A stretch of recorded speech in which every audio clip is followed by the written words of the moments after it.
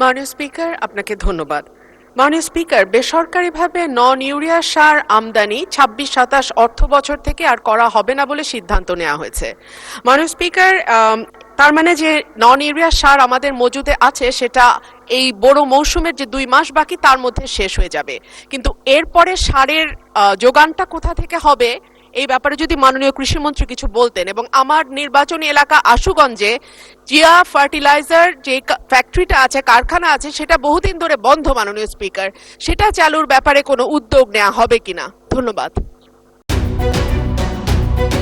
দেড় যুগ ধরে ভালোবাসার নিড়ে এসিআই পিওর সল্ট।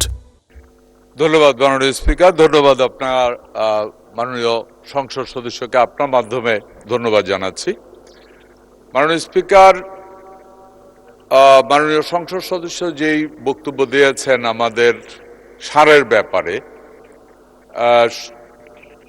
এই মুহূর্ত পর্যন্ত আমাদের কাছে যেই পরিমাণ ইউরিয়া সার আছে, আমরা জুলাই পর্যন্ত আমাদের জুন বা জুলাইয়ের বিগিনিং বা মিডল পর্যন্ত আমাদের ইউরিয়া সার আছে। এখানে উনি জানতে চেয়েছেন পরবর্তীতে আমরা ইউরিয়া সার কোত্থেকে নিয়ে আসবো। এরই মধ্যে আমাদের আলোচনা চলছে। আমাদের মেইনলি ইউরিয়া সার আমরা আমদানি করতাম কাতার এবং সৌদি আরব থেকে। এরই মধ্যে আমাদের প্রতিনিধি মাননীয় প্রধানমন্ত্রীর একজন উপদেষ্টাকে কাতারে পাঠিয়েছেন, ওনার সাথে গতকাল রাতেও আমার কথা হয়েছে।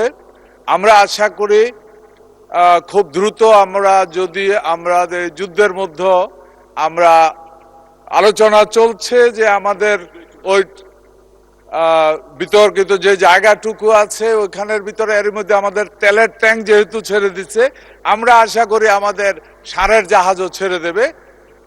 সার নিয়ে খুব বড় ধরনের সমস্যা হবে না। ওনার দ্বিতীয় যে প্রশ্নটা ছিল আমাদের ইউরিয়া ছাড়া বাকি যে সারগুলি প্রাইভেট সেক্টরে ইম্পোর্ট।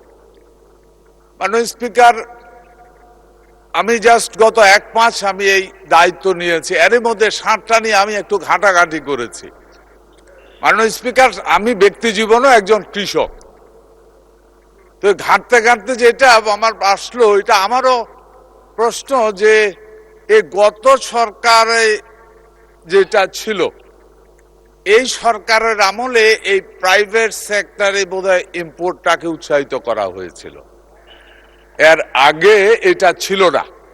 এটা G2G ইম্পোর্ট হতো এবং আমাদের গভর্নমেন্টের এগ্রিকালচার রিলেটেড ডিপার্টমেন্টগুলি ইম্পোর্ট করত।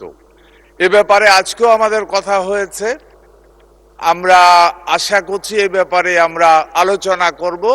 কৃষকের জন্য যেটা সবচাইতে সুইটেবল হবে, দেশের মানুষের জন্য যেটা সবচাইতে সুইটেবল হবে, অর্থনীতির জন্য যেটা সবচাইতে লাভবান হবে, সেই পথে আমরা হাঁটবো এবং সেটাই দেশের জন্য কল্যাণকর হবে।